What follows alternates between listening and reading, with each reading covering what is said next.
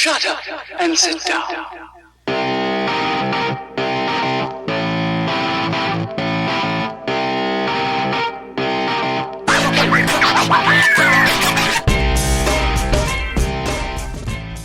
Welcome to Sarge Approved with your hosts, Sarge and Frenzy. How's it going, Frenzy? Super duper good. How are you, Sarge? I'm doing awesome. Good. We've got a guest tonight, and his name is Doc Collins. Doc? Hey, Doc. Hey, how's everybody tonight? Doing Really good. Thanks for being How are with you? us. Fantastic. Today's been a very good day. Yeah, why's that? Good. Let's see. I didn't get fired, and I got 1,100 words written down. I got a sick workout. It was back, so deadlifts always make me happy. Got a back good day. Started off with some Black Rifle coffee. Now I'm finishing with some Lead Slingers whiskey. So let's go. Where's Lead Slingers from? That's not one I've heard of. Okay, as I understand, they are El Paso dudes that started the Art 15 clothing company, moved on to give us Range 15 this last year on film. Fantastic guys, Matt Best, Rocco, Jared, those guys, that whole crew, they took something that they love and made it their own. And I want to say it's brewed or it's distilled in the Midwest, not in Texas, but that's their home of operation, if I'm understanding everything just right. So. It's called Lead Slingers. Oh my gosh, brother. It is top shelf. It's among the smoothest. I've got a brother who's a United States Marine, and he is a connoisseur of all things alcohol. Says this is definitely top shelf. Yeah, it looks like they've got a rye whiskey. They have a cinnamon flavored called Napalm. Ugh. Right. The rye is Fighting Spirit, and then they have the Lead Slingers bourbon whiskey, and it's got a sweet picture of a eagle with a flag and a rifle. Okay. Tastes like freedom. That bourbon one, that's the one I want to try. Tell you what, brother, you won't be disappointed. I'm gonna have to look for that. What does it say, Frenzy? Where it's made out of? Where it's made out of? Well, because if it's a Midwest whiskey, you'd think that we would have seen it. I don't. See, product of the USA. Anyways, Moore, It just says Oklahoma. Moore, Okay. Oklahoma. Okay. It's produced by 7 combat vets. That's right. Founded in 2013 by Nice. 7 All combat right. veterans. Well, gotta buy a bottle of whiskey made by some fellow combat veterans. 100%. If you have the Absolutely. option, all things being equal, I'd say that the quality of the veteran entrepreneur has increased exponentially in the last couple of years. Thankfully, I have the support of a few veteran organizations that have just put out some super high-end product, and I just love it. I love that. Yeah. When you're in, sometimes you have that correlation or mental association that the government's going to take it from the lowest bidder, whatever it is, and quality's not exactly the priority. But then we're getting out and we are saying, hey, you know what? This is why we can have nice things, and they're putting their heart and soul into some fantastic stuff. So. I want to talk a little bit more about that in just a second. So I want to pause here for a second, though, so we can get in our mandatory sponsor time. Let's hear a word from our sponsor. Shut up and sit down. Hey, this is Frenzy here to talk to you about National Survival Center. This is the place where you can purchase all of your outdoor camping gear and supplies, survival kits, disaster preparedness supplies, bug out bags, and even survival food. All with some of the lowest prices on the internet and free shipping on almost everything. You can depend on National Survival Center to provide you with the highest quality gear paired with superior customer service. And when you purchase your gear from National Survival Center, you're not only getting a great product, but you're receiving products that have all been hand tested to ensure that they'll be reliable, durable, and that they'll function properly. So whether you need some gear for a family camping adventure, or maybe you want to stock up for the zombie apocalypse, National Survival Center can provide you with the quality products you're looking for. You can find them at www.nationalsurvivalcenter.com or www.survivedon'tsuffer.com. Either way, don't suffer, make sure you survive. All right, welcome back. We're here with Doc Collins, and we were talking about veterans these days and their entrepreneurial spirit. Cool. It's so exciting. when I came into service 6 years ago, I had a vision of building a veteran nonprofit that would be just a safe haven. I want to cook breakfast and serve coffee to our nation's heroes and just listen to their stories. And so I was self-employed 15 years before I came into the Army. I cut grass. I started my own personal training business in high school from a high-dollar timeshare salesman that said, "Hey, kiddo, could you teach me how to do what you do?" You went into the Army late then. I did. I really did. You know, they definitely had the nicknames for the old man. Yeah. In the crew. How old are you now? I'll be 35. Okay. Yeah. And so you went in what? Just late 29? Yeah, I was about 30. Yeah, I was about 30. Yeah. Oh, 30. Yeah. Wow. Yeah. Wow. So it's been fun being the big brother. You got to tell me what basic training was like as a 30-year-old. Because when I enlisted when I was 17, and I know that we definitely would have given a 30-year-old in basic training some shit. Well, picture this. I'm 69 inches tall, so says Uncle Sam. I was about 220, 225. What is that? 5'9". 5'9", yeah. 5'9", 225, ripped to pieces with a mohawk-style haircut when I showed up. I came out of the world of television professional wrestling at about 240. I was working for a developmental company in TV wrestling. It was about 240, ran off about 15, 20 pounds of muscle so that I could make it through, so I could survive basic. But when I showed up, I was still 220, 225. And so I showed up looking like the crazy guy from Nerds with the one crossed eye. And they're like, "Oh, God, You probably would have gassed out fast going into basic training at 240, 5'9". I would have died. I would have died. Yeah. Oofta. Yeah, But still, KIA on day one. 225, 5'9". Yeah, that's a solid frame there. A fair amount of muscle, and so there was not a lot of trash talk among my peer group. It was my drill sergeant. So if you're listening, Sergeant First Class Fry. Sergeant First Class Fry. He was maybe 5'7", and I'm exaggerating. He's and listening. he looked me in my face, and he read me the riot act, and you don't know anything about life. Brother, I had 4 years on him. I was married most of my adult life. I had 2 children. Mm-hmm. You know, I think he had a girlfriend at best at that time. And I was thinking to myself, my boss used to be the Undertaker, and I'm taking this crap from you. So it was humbling. I ate a lot of humble pie. That was the only sweets I got for those 9 weeks. That's for sure. You eventually basic training, if you've never experienced anything like that before, at first it can be quite shocking, but it isn't long before it all becomes, just everything kind of becomes a joke. Every time a drill sergeant drops you and smokes you, at some point you end up laughing every single time.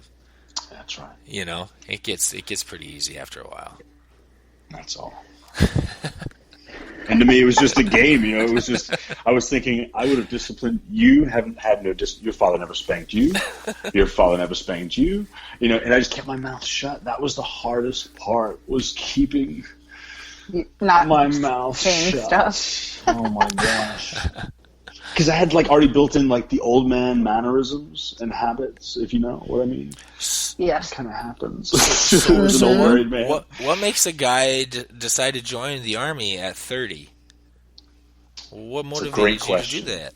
Thank you so much, and I'm so glad you asked that, because it was like a spiritual motivation. It was a revelation. I was 110 pounds at that very same height until my junior year of high school. So when I went outside, my mom would say, "It's windy out, grab hold of something." Yeah.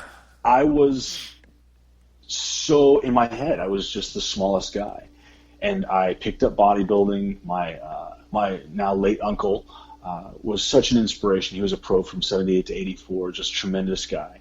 and really set the example for me with bodybuilding as a vision. He was a live walking cartoon in my life. He lived in my grandmother's house until he was about my age, and just wore like cut off jean shorts, just roadmap of vascularity across his body, slinky tanks, Metrex, just the professional bodybuilder. And I said, you know what, I can do that. I have the same genetics he has. I'm the same height he is. I can do this. And so I turned into this teenage bodybuilding competitor, was very serious. And so you're doing competitions you started doing that as a teenager?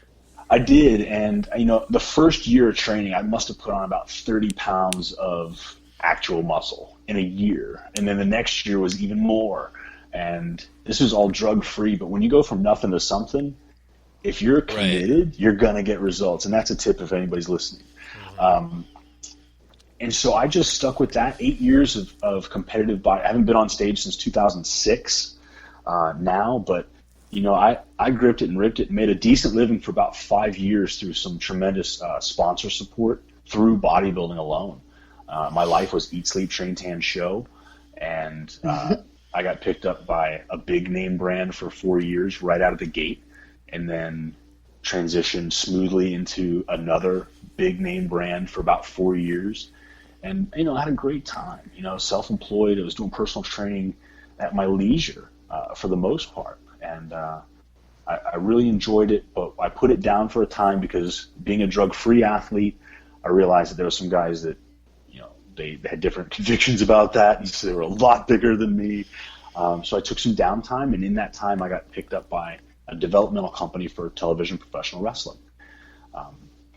You may have seen the program on before. It was pretty big here in the Mid-Atlantic. But professional wrestling was my business pursuit for about 3 years.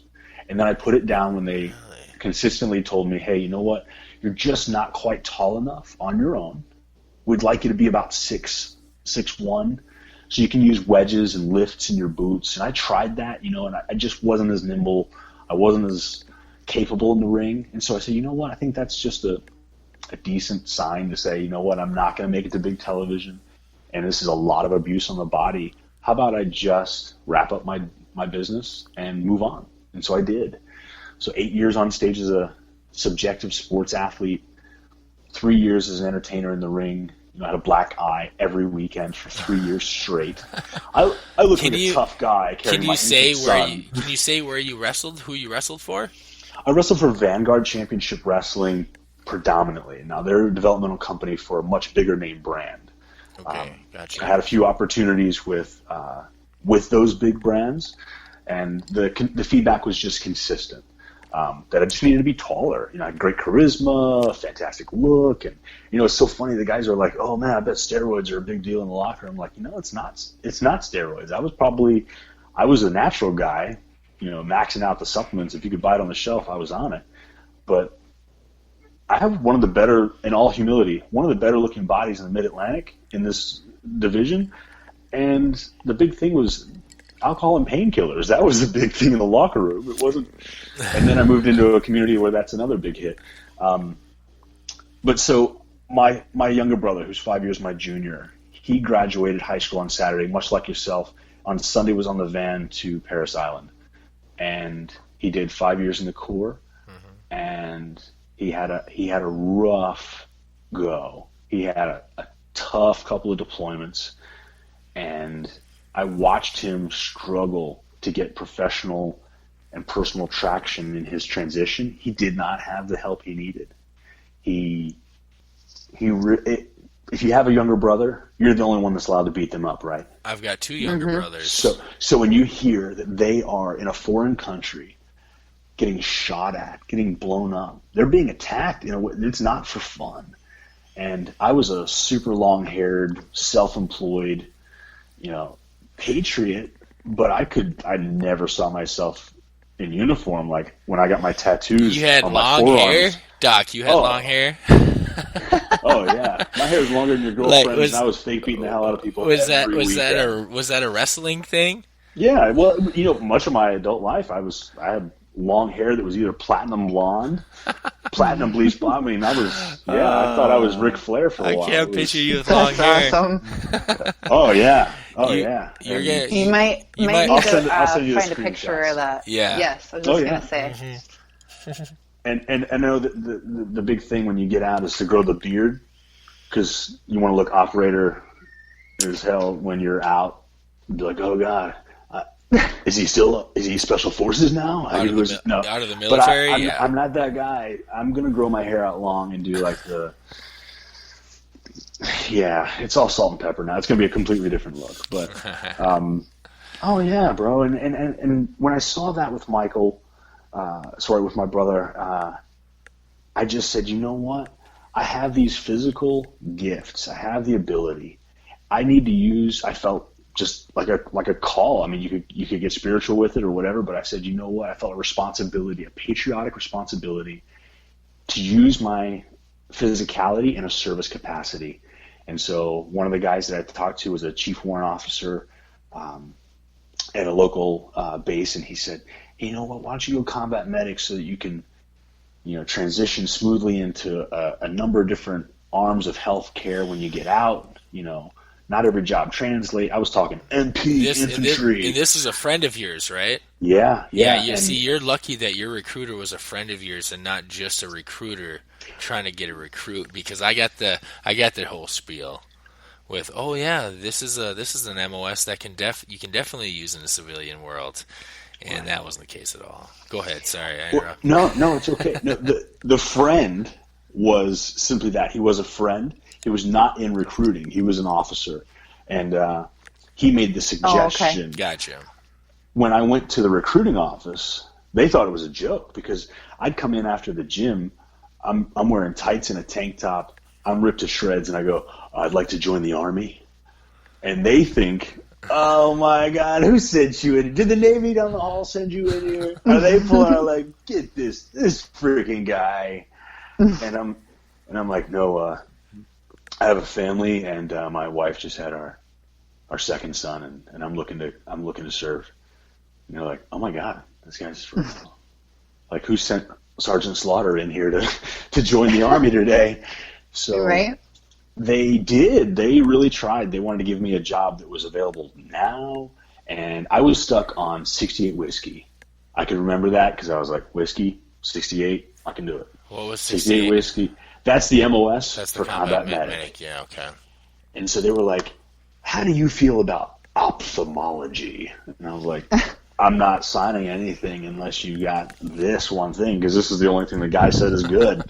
I can move with this, but I don't care about eyeballs. I want to see all this. I'm not making glasses with all that. I need to shoot, move, and communicate and carry guys and shoot back and scream and tell people to get to the chopper and, important hero things.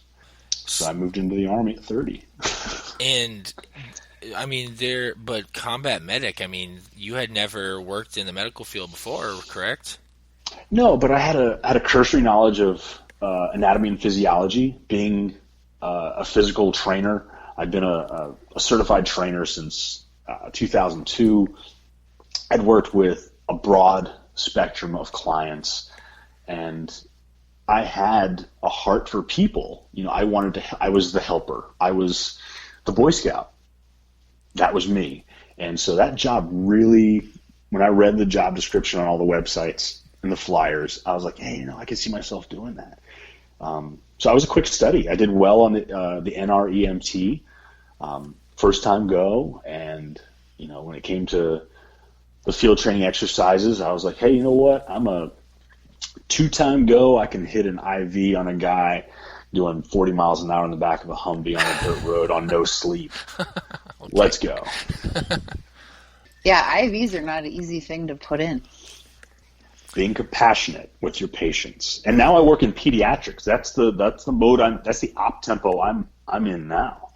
Yeah. I operate in, I worked with bigger babies in the infantry, but being in pediatrics, that compassion that they are counting on when you come in has really, come into play. And I'm a committed father. I love being a father. My sons are 5 and 8, so they were a great treasure to have over the holidays, and Oh, we had I'm a lot sure. of fun.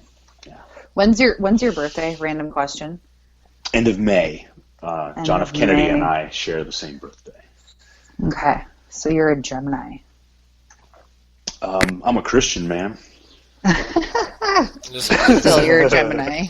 Okay, yeah, I don't know. I don't keep up with all that. It's cool. It's witchcraft, right? That's what I don't they know. say. I like Frank Sinatra. Witchcraft is witch. So you, 30 years old, you decided to join the Army as a combat medic. That's right. And how long did you serve? This will be 6 years in April when I get out. 6 years, okay. Yeah. And so where has the Army sent you so far? To the armpit of the nation, El Paso, Texas. That was my first and longest standing duty station.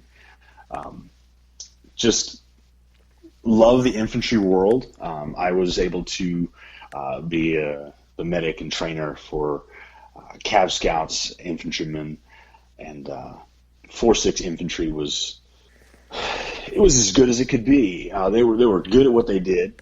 I volunteered for several deployments and was not taken up on them. They needed me as a trainer. I enjoy teaching. I enjoy coaching. That's something I'm proficient in. And if you've been in the Army for more than 10 minutes, they're short on that personality type. Yeah. So, no, you definitely need plenty of good teachers. There's not a surplus of those. No. So I was utilized in that capacity. Army Master Fitness Trainer. That was cool, and I love being able to share, something that I love with others in a motivating capacity and an instructing capacity, and seeing the fruit of it. When I moved here to Virginia, I got to run the PT program. When I came in, we had like a 40% no-go on the PT, the APFT. So that means you're getting 300 on your PT test every single time, then, right? No, and I'm not going to lie. Running, like you mentioned, straight off the bat, is a chore. That's the worst part.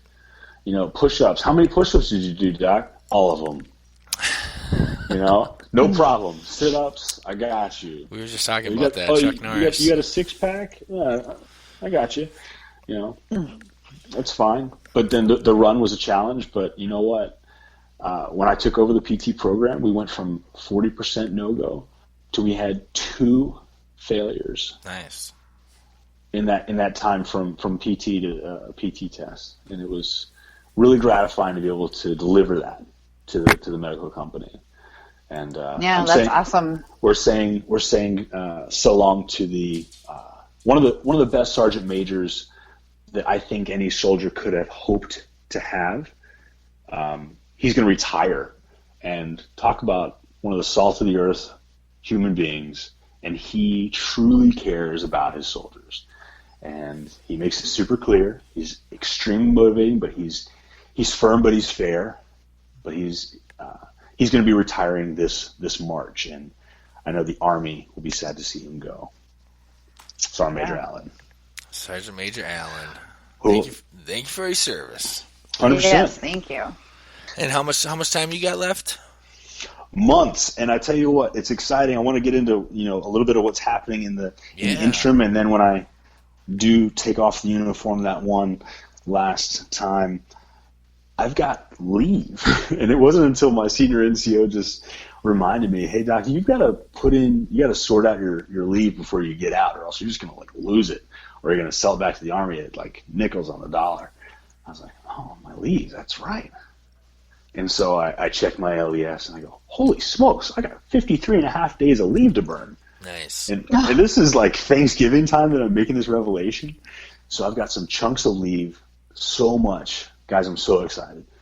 I'm taking a month off. I'll go for a few weeks, do my Soldier for Life program, another month off, basically. And Nice. And then I'll clear, and then I'll say goodbye. So it's super comfy. Oh, so you get to just ride out your last 53 days on leave. Essentially, there'll be some breaks in there, and they're like, "Why did you just take terminal leave?" Everyone's asked me that, and I go, "Because I'm a planner, and I want to go to Cali, and I want to do these things, and I can't do TEDx and everything and launch a book if I just do it all at one chunk at the end. So leave me alone. Yeah. I know I have a plan, people. You have no idea what planning is. You're 21. You've just turned 21. Well done." So, in addition to the already writing mode that I've gotten into, I am going to implement some exercise, some physical training services that I'll offer again on a different platform. I will be less one-on-one with my personal training, a lot more online, and I feel like that's the way to go, especially if you've got a little tenure. And you don't have to be there, 5 a.m. to help, the banker lose weight before he divorces his wife. So just like online coaching, kind of motivational things. Well, outlining nutrition and exercise programs for people that don't want to commit to the face-to-face time. Sorry, go ahead. I was just going to say, I feel like that's very smart because a lot of, let's face it, millennials like to use as little as possible or put in as the least effort amount as possible to get things done. Right. So they love social media. And they love social media and technology. It's true. I think that's the way that things are going, whether we like it or not. It already has been. But 100%. I just read the other day, so we're in Minnesota, and there's a huge Amazon warehouse that is doing all the, it's basically a big shipping warehouse for Amazon. Sweet. That just opened, and they were hiring drivers to kind of basically be kind of like a UPS driver, but way cooler because you can just pick like 4-hour blocks that you want to work. So they have the drivers where you can sign up, and they basically are wanting it to be the same efficiency as like UPS or FedEx, but you don't have to wear a uniform. You can drive your own car. You can pick 4-hour blocks of time to work whenever, pick up as many shifts, and then you get like the hourly rate, plus you can get tips. But now the other thing that I just read about is that Uber has signed up to also be part of the game. So you can call an Uber and have them go pick up your package and bring it. Oh my God. Really? Yeah. So lazy. Are we as a society? Lazy. Oh my gosh. They're like, and can you also pull over and pick me up at Jimmy John's or some McDonald's on your way too? Wow. And you just don't ever have to leave the house. Like, we already have the option to have our groceries delivered to us. Yeah. Yeah, it's happening. That's the thing. That's not a bad crazy. idea. Yeah. But that's the way society is. We're relying more and more on technology and less on our legs. Yeah. It's true, but legs feed the wolf. Yeah. So I have a child, and he likes to play on technology things like an iPad and whatever. But I feel like I always have to make him go play outside. And generally he's fine with it. But I remember as a kid growing up, like, all we did was play outside. Every day. Like, my mom would be like, you can come home at dark or come home at dinner, but otherwise I don't want to see your face. Like, go outside. And we did. Rode bikes, did whatever. So and I get it, like, things change, but it's just, now I feel like I'm an old person because I'm like, back when I was a kid. Easy. The technology has escalated at an insane rate in just the short amount of time that we were all in high school. It's very true. When I graduated high school, in 2001, and there was I recall one person in my school having a cell phone. Right. Now there might be one person in a current high school that doesn't have a cell phone. Right. I was like, I want a pager. I had a pager. Yeah, that's hilarious. I still think that's hilarious. You guys had pagers. We used to send each other messages because all you could send was numbers. You couldn't send words. Yeah. So you would actually be like, okay, A can be numbers 1 through 3, B is 4 through 6, And you'd actually have this code where you'd have to figure out, and then someone would text you like a 42 number long message. Oh my gosh. And then you'd have to be like, okay, we're going to meet in the gym after school to shoot some hoops. And you'd have to detect that from the alphabet code that you just made up, that your class just made up. And that's how it is. That it was pretty funny. Think about that. That was the earliest form Of text basically messaging. of text messaging. I would have Yeah. violated curfew by just trying to figure out what the message said. Yeah, I know, right? I gotta bust out We're my done decoder. playing ball, bro. Let me You get my missed it. decoder ring here so I can figure out your fucking pager message. Oh my god. Yeah, plus you'd be like Remember to driving drink around. your Ovaltine. Basically.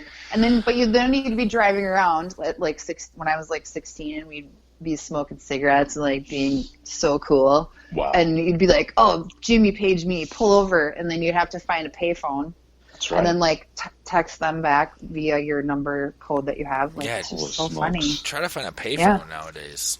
If you're not, Yeah. not in an airport or maybe a mall.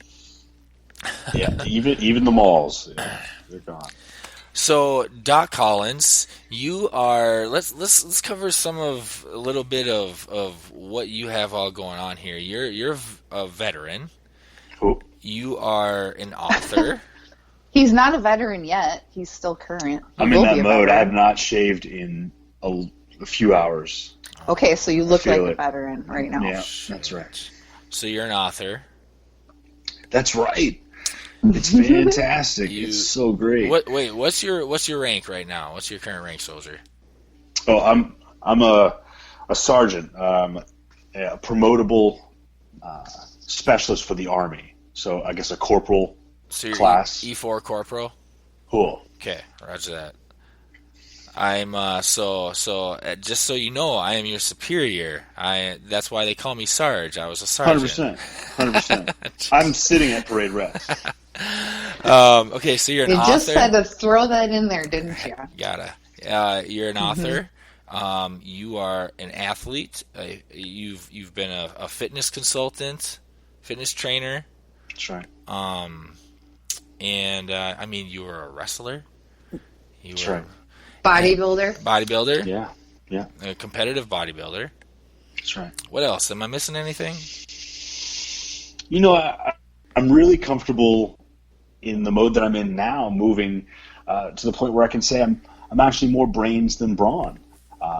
The groove that I've found with writing and getting further and further away from subjective sports has really just, it's so great when you find your jam and you just run with it. And, I really feel like I've mentioned in other podcasts that I've been part of that you just move through seasons of life, and if you can identify it, you can see it for what it is, that's all right. And it's not like a completely free spirit, like gypsy, whatever, go with the flow, bro, mentality, but it's more just understanding who you are right now. What do you bring to the table? Who are you helping? What's your mission? And then carrying that out, walking that out. And it's exciting, Where did the writing come from? Great question, Sarge. Glad you asked. That's exactly what I was about to say. It was a suggestion from a military family life counselor. There's a tip.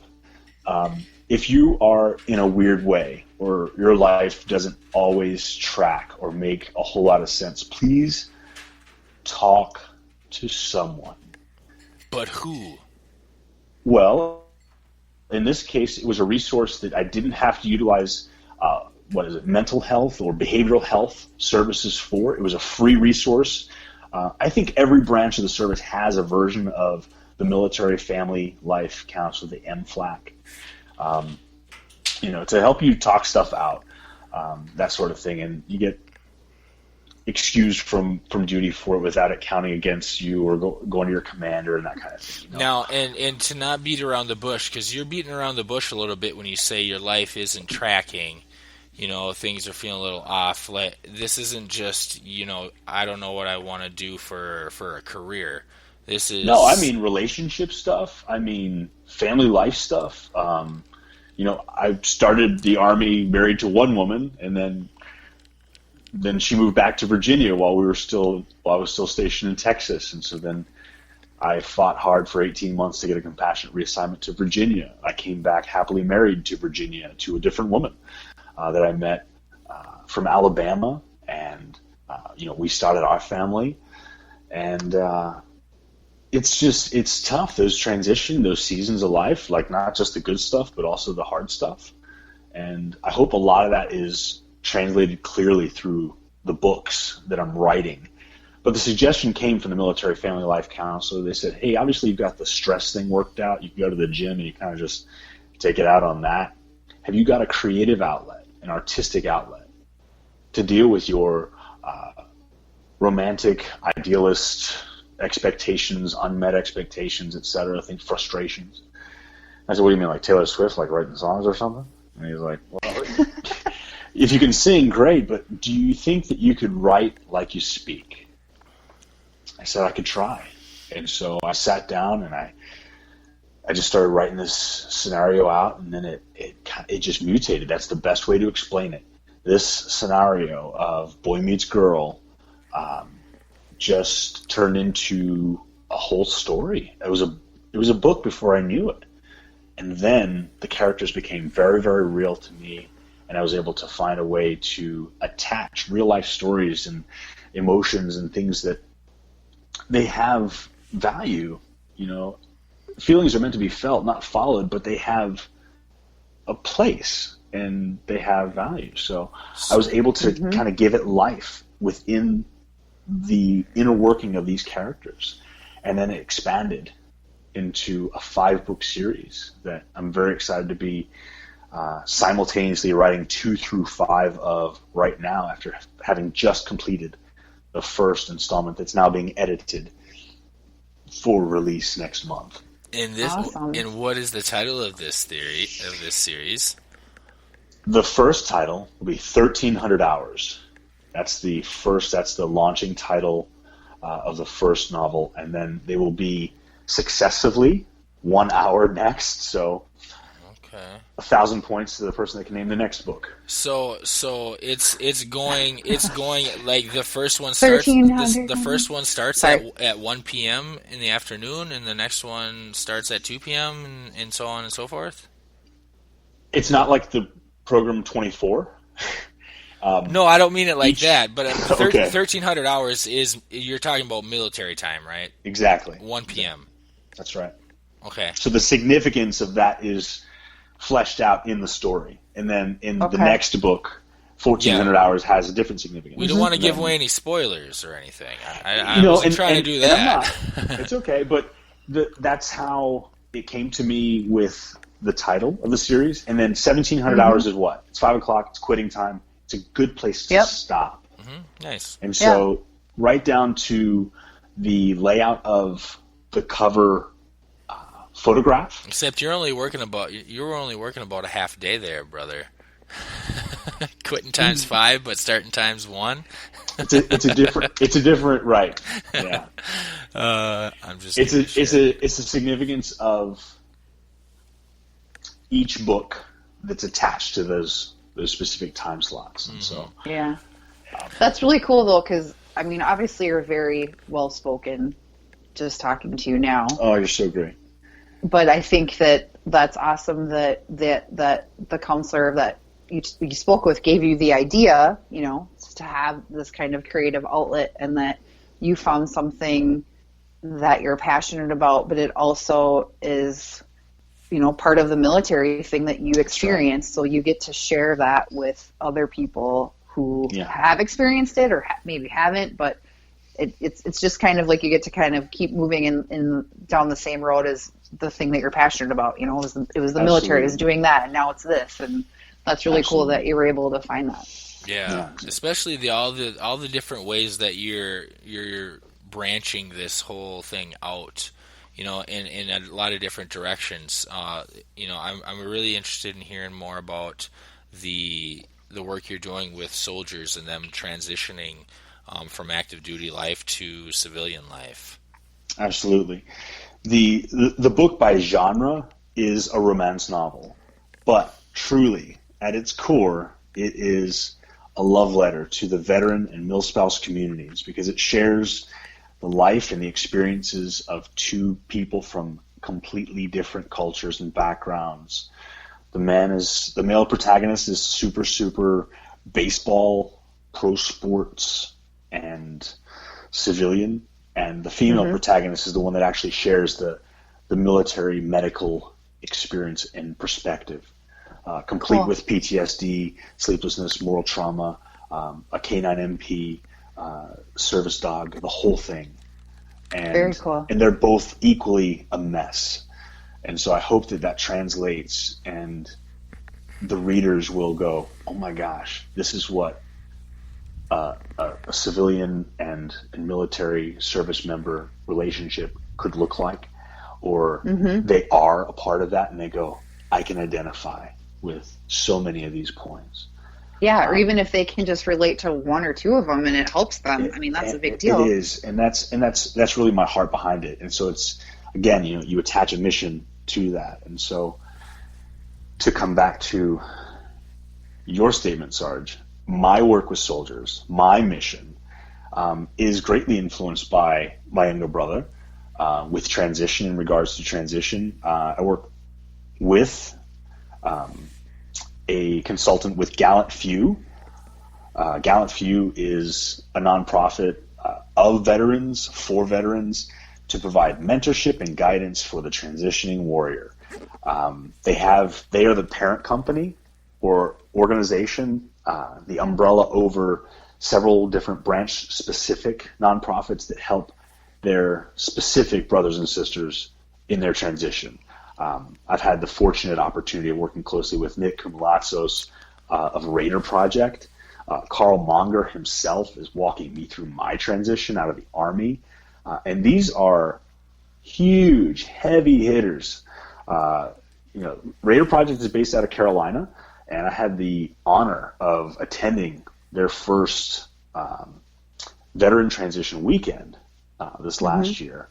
And holy smokes, and we're talking powerhouses, Randy Hetrick, Jeff Richmond of Virginia High Performance in Virginia Beach, which is just my neighbor, just down the street. Condition One, Matt DeMaio, he's a phenomenal Marine that has come up with, again, you go back to technology, it's a protein bar that is whole food, baked. It tastes like a dream because you order it, they bake it, and it's shipped. That's it. Order, bake, ship. That's their simple formula. And I tell you what, he is busting open the sports supplement nutrition world huge. And again, this is the mind of somebody that's been downrange for hours and hours on end, days on end, with what in his pocket? You can't bust out an MRE when you're pulling guard. You really have to find the right balance of protein and the right carbs and fats that are going to hold you over. And so this is like a premier food bar for legit athletes. And I say legit athletes because subjective sports was my background, and bodybuilding is a fantastic show. Well, and those MREs are not something that are meant to be eaten for you don't get MREs at GNC, that's for sure. Yeah, well, those things are meant to give you like a bunch of calories, and it's fuel for the field, is all it is, and it's not good for you. Exactly, but the Condition One meal bar, you can get that. GoCondition1.com. If you place your orders, check out the website, my website, for the discount code that's appropriate. Doc, what's your website? Sing it, Doc. What's your website? I thought you were just going to go into it. Sorry. Yeah. Tell So me sing right it, now. www.patriotheartpress, all spelled out, patriotheartpress.com. And I would just say, if you like what you're hearing right now, if you're interested in hearing more, just subscribe to the email list, and you will get the best content, the most direct, to the point, pertinent, relevant information. The social media platforms that Sarge has already covered, Twitter, Facebook, Instagram, that's great. I'm glad if you like me, if you follow me, and you want to keep in touch, fantastic. But the email list for the book series is, I'm just telling you, that's the best content. If you're looking for quality, relevant content, that's your point. But That's what I'm doing with soldiers. Go ahead. That's HQ for you, is the Patriot Heart Press. 100%. Okay. 100%. I just signed up. You did? Doing it. I did. Oh, Yep. shit. Look at her. I gotta on it. I gotta respond to the confirmation email, but I'm in. Yep, Wow. Multitasker. Mm-hmm. Sorry, Drew and I, we can't even. So the work that I'm doing with the nonprofits reaches into Valkyrie Initiative, which is another nonprofit, a veteran nonprofit that I've worked with just more recently. They're putting out a CD from other veteran musicians that maybe haven't had big mainstream exposure, but that's a big deal for them. They're looking for stories to be told for a coffee table book. Holy smokes, if you are a service member and you've been looking for an outlet, you've been thinking about an outlet, I would encourage you to check out ValkyrieInitiative.org, because Sheila Stevens is looking for key stories to put together in a book that is, I hope it's going to be an outlet for the veterans that participate, but it's going to be a point of relatability and understanding for those that have similar stories that they've kept to themselves. I'm not going to cry, but your stories are so valuable. They are so relevant. They mean so much, not just to you and the people that they involve, but to your audience. And if you are a quiet personality type, I just encourage you, find some outlet. You've got to release the pressure at some point. You do. It's true. This is one of my outlets right here. It's huge. Is this show? Yeah. To talk about real issues. You know, my younger brother, he just the other night, not long ago, he had not spoken about any of his experiences downrange at all with anyone. And I was telling him about the book, and I was fleshing it out for him. And he said, "Do you want some material for your books to give it that authenticity?" And I looked at him, and I was like, "Oh boy, this is it. Are you serious?" And he's like, "Get your pen." And so we were sitting down over a glass of lead slingers, and he shared. Oh my gosh! I'm not going to cry on the podcast. That's not cool. That's the way to pull those stories out. Is wow, a couple of glasses of bourbon. My goodness! Again, it comes back. I'm his big brother. I'm the only one that's allowed to pick on him, and he had these life-changing and. I just recently lost a good friend that I served with in Texas to suicide. He was a young kid, and I was one of the last people that he got to speak with. He had reached out to a number of people and then went off the grid, and his family was looking for him, that kind of thing. And then we found out later the next week that he was gone. And to hear your younger, I know, but it's become so widespread. Everyone's got a story. I don't want your I've been there. Your heartstrings to be tugged at because of mine in the moment.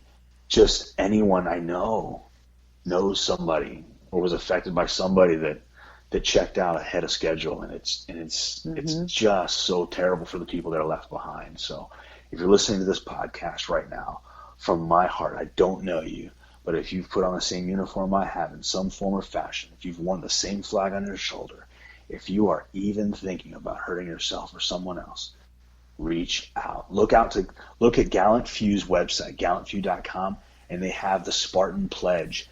I would beg you, entreat you, speak the Spartan Pledge out loud to somebody. It could be your dog, but say the words out loud. Please. We need you. That's the thing. You have value. Exactly. I mean, besides the pledge, what else can somebody who's in that situation do? I mean, who can they turn to?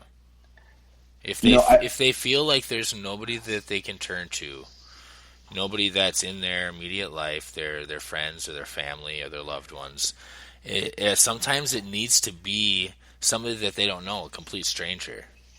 That's true. And what I feel like is Gallant Few has got the nail on the head. They've worked closely with Elk Institute, which is Florida-based, and talk about a professional, systematic approach to people that are struggling. I know that Raider Project has utilized their services. Gallant Few has. If you don't have somebody in your old unit that you can reach out to, first of all, let me encourage you. Somebody from your old unit wants to hear from you. They might not make the time to call you or text you, but they would love to hear a phone call from you or see a message from you. I 100% agree. The statistics beside the veterans that have served in the Vietnam era that are the bulk of the older veterans that do end up taking their own lives in the 22 a day that we're so familiar with and we're so bogged down with. I do 22 reps of almost every exercise that I can because I'm just mindful of it, and it breaks my heart, and I want to use that energy productively. But if you don't have somebody in your unit to reach out to, please plug into Gallant Few and find your branch-specific nonprofit within that umbrella and just tell them that you're in a bad way, and they're going to listen. They're going to plug you into a veteran that's close to you geographically because their network is so big. So they'll match you up with somebody. They'll find somebody. They have the biggest network of people that are reachable across the country in major cities and in not so major cities, but people that have committed their contact information to the cause, that if somebody's getting a job in a city and they're transitioning out, say I'm ETSing in April from Virginia, but my home of record's Alabama, they can plug me into a series of veterans down there, a group of veterans that I can pick from. That's awesome. They even have the ability, because their network has grown so much, to either match you up with somebody from your branch specific and even your job specific or close to that area because their network is that developed. And so I would say we're taking excuses from you. If you're listening to this and you're thinking, well, nobody can relate, nobody can hear. No, we can. And if you're listening to this and you can't identify with anybody else, send an email to doc@patriotheartpress.com. And if I don't have the answer, I'll get one for you, Sergeant. Yeah. You can even send an email to Sarge if you want. That's awesome. I mean, we're at sargeapproved@gmail.com. And really, I mean, I know how it feels. I'm a combat veteran myself. Yeah. I did a tour over in Iraq, and I was military police under 42nd MP Brigade and 3rd ID, and I did a year and a half over there. And I know what it's like to transition from being pumped full of adrenaline every single day that you put on your uniform and go outside the wire to coming home and not having that adrenaline rush anymore and not having that feeling of power or that feeling of purpose. And to come back to a world that really, I mean, it was a year and a half is a long time, but in the grand scheme of things, it's not that long of a time. But when you come back, it's like you've been gone for years, and it's hard to really grasp the idea that while you were gone, the rest of the world that you knew just kept on going on without you.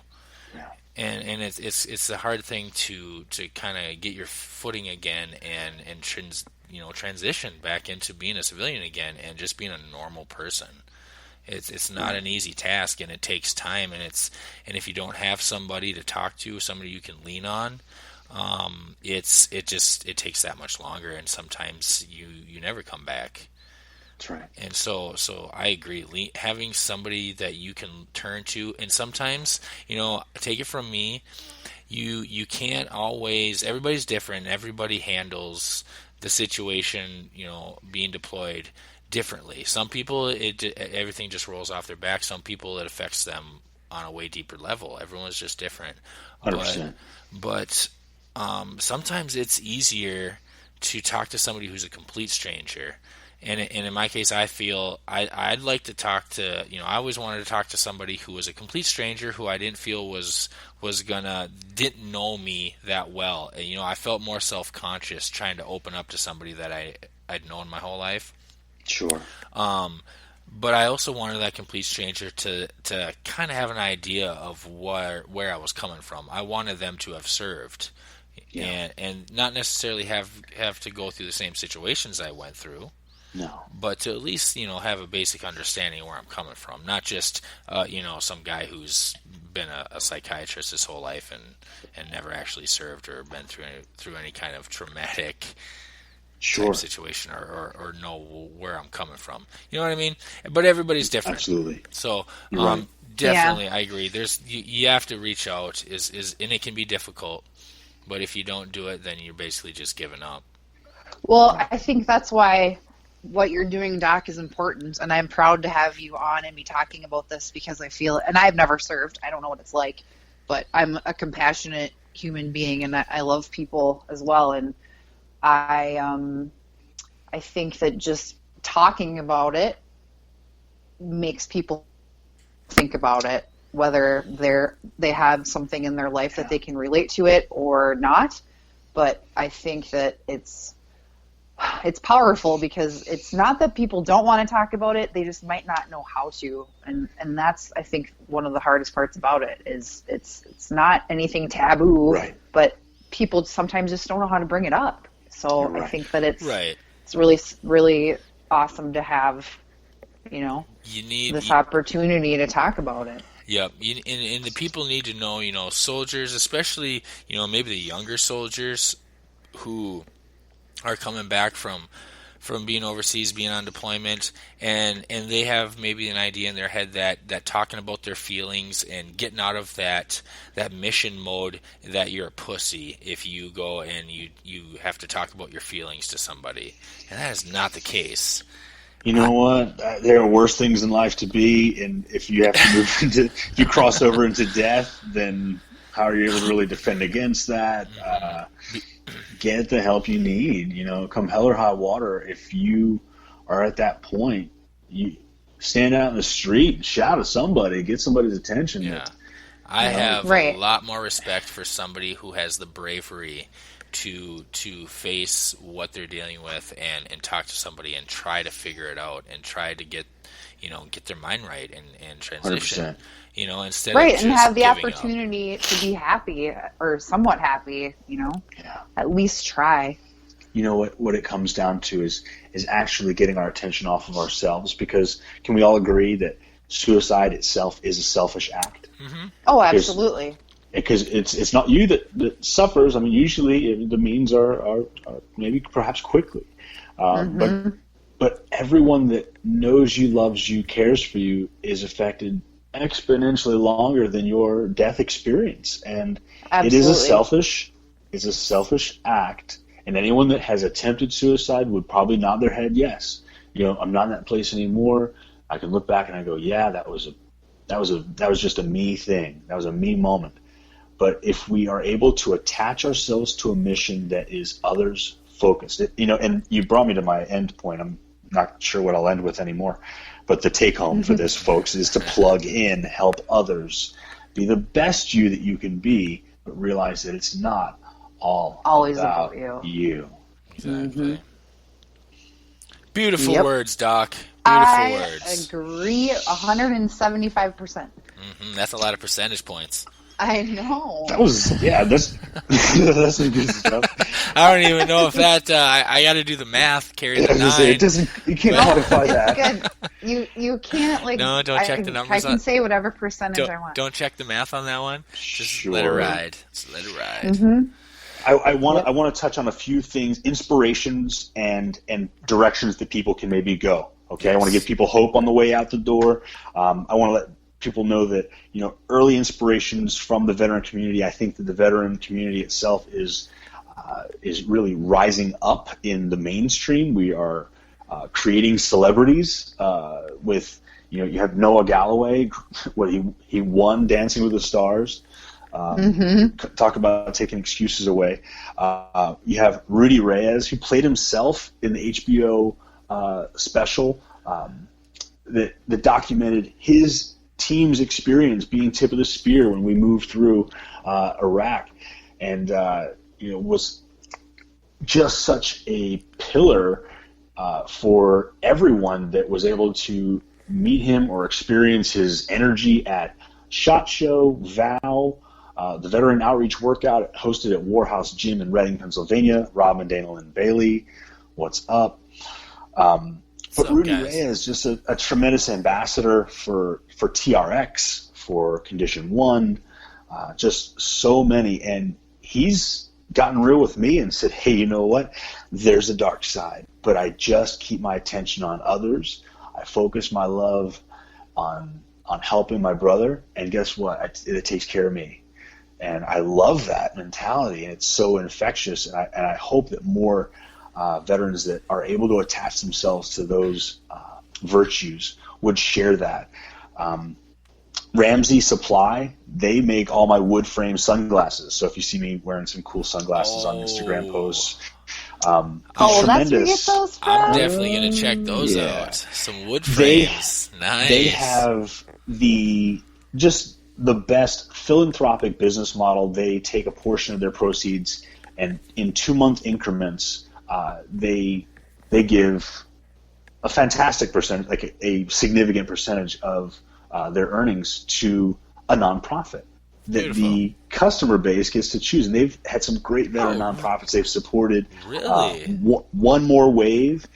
They actually do the custom surf sessions for our service members that they maybe surfed before, but they thought, maybe I've lost a limb and that's just not a thing for me anymore. No, One More Wave makes it possible. They've supported them. I Am Adaptive is it's not a veteran nonprofit, but is a nonprofit that helps all adaptive persons. And I've been in relationship with the Zozias down in Miami in the Florida area for a few years now as a military and veteran kind of liaison. So I'm able to take our veterans that have come back and they've got either financial challenges. They've provided prosthetics and transportation and sponsorship and memberships for athletes, and they've just been such a huge player, significant player in the adaptive community. The Golden Globes wanted to talk about disabled people, but that's not really empowering, so let's not call them that. They are adaptive persons, and they all have value, if you know where I'm at on that. Absolutely. Caliber Collision is a North Carolina-based mentorship program that can take people that have an interest in auto body or paint work. And as a veteran, they've cut through the red tape. Blake Farley is the mastermind behind it. He's an Air Force veteran. Tremendous human being. And total beautiful person. He's awesome. And he has single-handedly and then assembled a fantastic team to help mentor and get people paid in that transition period so they can comfortably move into a job. Like I said, remember when I said if you're not an entrepreneur, you don't have that entrepreneur spirit, fine. But if you have a blue-collar work ethic and you can bring those Army values or whatever branch core values that you have to the table, if you're willing to apply those in a professional setting, you deserve to feed your family well as much as the next guy. Damn right. Mm-hmm. And this California Customs, he's got some sweet cars on there, like Fast and Furious, like Toretto style. California Customs, I don't know who they are. I don't know. Caliber Collision is the organization out of North that's Carolina. what I was looking at. Caliber Collision. They are a nationwide organization. They're growing, but they are North Carolina based. And oh my gosh, the Farleys are tremendous people, and they have walked out their service heart for the veteran community. They're just awesome people. That's great. And it's great to see that walked out. They actually apply themselves to that. So you'll see if you read the books, if you do decide that 1,300 hours is not enough and you need 1,400 hours and 1,500 hours and you keep going through the .coms book series, you'll see cameos of people that you kind of go, that sounds a lot like so-and-so. It probably is. I was able to chat with Frogman and Crispy on the left coast, the no coast in Texas. They were at Rogue American Apparel today, and just their stories. Oh my gosh, talk about people that have been through it, and in a series or I guess a culture of stories that have been told that one-upsmanship is that I think the trend is reversing. I think that guys and girls who have been in the suck would share their stories, and then they go, oh my gosh, this person had it worse than me. And I hope that inspires hope in them instead of, well, in my day it was, 1,000 men, and I had 6 rounds left in my mag, and, No boots. So, no boots. Oh my gosh, freezing cold. I thought you were in Afghanistan. It was cold that night. Oh, it gets cold overseas. I could not. Oh yeah, I've heard of guys that are like, hey, the temperature range is 70 degrees in 24 hours. That's insane to me. Yeah. Go ahead. Sorry. No. It's just sharing stories that are relevant, that have emotional value, so that it can pull you in. But holy smokes, if you have a patriot heart, my gosh, what flag do you fly? I mean, how can you not have a heart for these people and listen to their stories and just pull for them? I mean, the attitude that Omar has, he's affectionately known as Crispy 11 Bravo.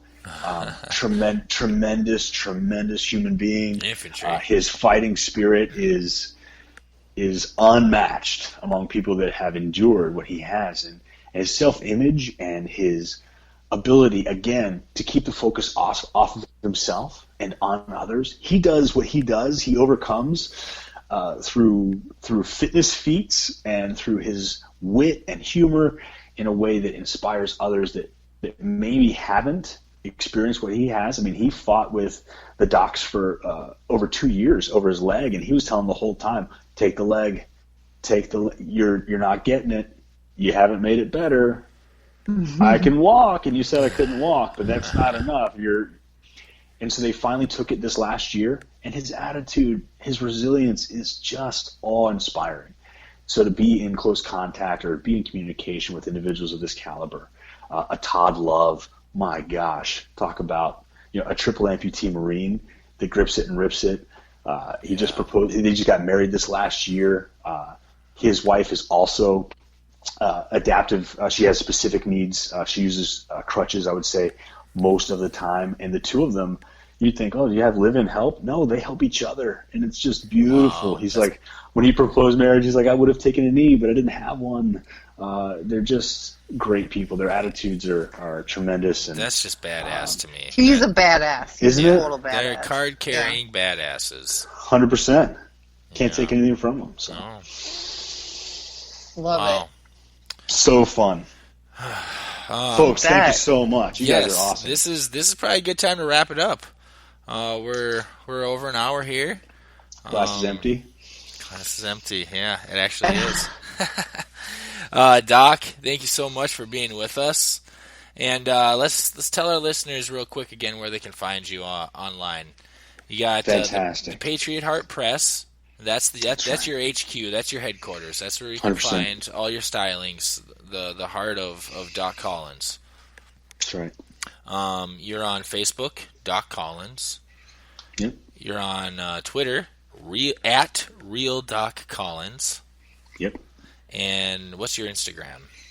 It's at Patriot Heart Fitness. Patriot Heart Fitness, and that one kind of focuses more on the fitness aspect of your life, correct? Right, and then the sponsors that are just fantastically supporting, tying in the veteran outreach. Awesome. Okay, good. All right. Well, anything else you wanna say to our listeners before we shut this thing down? Sarge, I have had the best time with you two. Thank you so much for having me on tonight. Thank you. We've had a blast having you on. Loving it. Thank you for spending some time with us, brother. 100%. Thank you for your service, and thank you for everything that you are doing and working towards for our veterans out there that are more than deserving of somebody that they can lean on. I love what I do. Thank you for the support. We're excited to read your stories, too. Mm-hmm. And, like I said, if, like you said, if there's anybody out there that just feels like there's absolutely no one they can turn to, and you feel like Doc Collins is your last hope, Send him a message. He's a good last hope to Shoot him have an email. And the same goes for Sarge here. If you're a fellow soldier, you're a federal veteran, shoot us a message. Shoot us an email. You can message us on Facebook or on our email, and we're gonna respond. So absolutely, there's always somebody out there that's gonna be there for you and provide a shoulder to lean on. So, yeah. All right. Thank you Doc, so much. Thank you guys you. are tremendous. You're Thank tremendous. you. Keep up the good work, soldier. Cool. Okay. That was our guest, Doc Collins. Very interesting dude. He's got a lot going on, especially in the theater of soldiers and them trying to transition back into civilian life, which can be a very, very difficult transition. Yeah, very cool person. He's got his book going on. He's his fitness side of his life, and just an all around awesome guy, badass individual. And I really look forward to see where things go for him. And we're gonna have him on again. Definitely, of course. So check him out. You can find him on Facebook, Twitter, Instagram. He's got his website, patriotheartpress.com. And you can find us, Sarge Approved, on iTunes, Spreaker, AudioMac, SoundCloud, all those podcast platforms. Instagram. We're on Instagram at Sarge Approved. We're on Twitter at Sarge Approved. Really, if you want to find us, just type in Sarge Approved. You're going to find us. Yes. It's not that difficult. And who do we got coming up next in our lineup? Do you know? This week, I don't know. It's Alex Avery, comedian. Sweet. Originally from Minnesota. He actually won the Acme Funniest Person in Minnesota contest or something like that. So we're going to have him on Monday, the 16th of January. A fellow Minnesotan, don't you know? Yeah, looking forward to that. So check that out next week, and make sure you tune in. What are we ending the show with for Doc? Well, first, before we end the show, make sure you go and check out NationalSurvivalCenter.com. Because when the shit hits the fan, those are the guys that are going to gear you up so that you can battle the zombie apocalypse. Or SurviveDon'tSuffer.com. Yeah. If you're or lazy. Survive Don't Suffer, exactly. Because there's some lazy people out there. Those All right, millennials. let's play out this episode with a song by one of my favorite bands, MC Cullah is what they're called, and we're going to play a little song called Save My Soul. Thanks for being with us, guys. Thank you. Bye. Later, fuckers.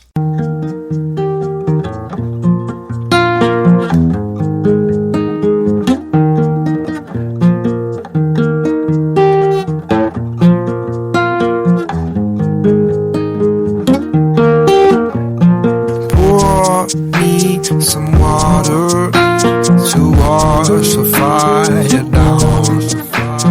Blow me some kisses to break my lonely frown. Send me your loving so I can live again. There's always trouble around with my every bend. Save my soul, hold it close and don't let go. Save my soul, hold it close and don't let go.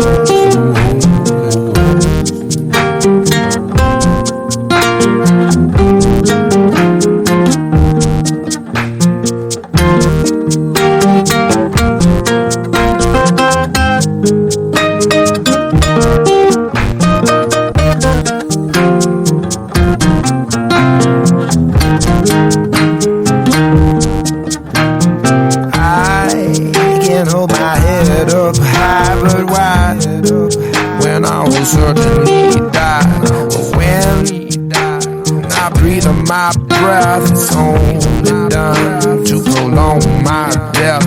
But when you show me love and respect, I lie awake and cry and shake. I see that love is mine. Everything else is a waste of time. Save my soul.